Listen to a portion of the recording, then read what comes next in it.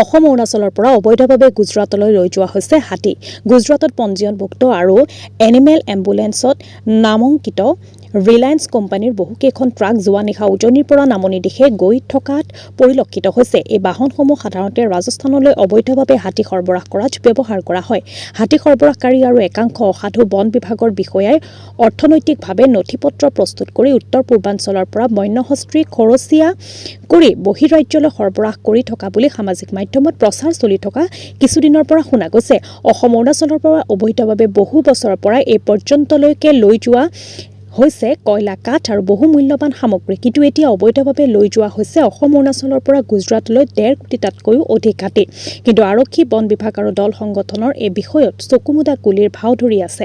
আজিৰ পৰা 4 দিনৰ পূৰ্বে এই ঘটনাটোৰ পূৰ্বাভাস দিছিলে সামাজিক মাধ্যমযোগে তিনিচুকীয়া জিলাৰ আপকোৰ সভাপতি তথা জ্যেষ্ঠ সাংবাদিক ৰবীন মৰাণে।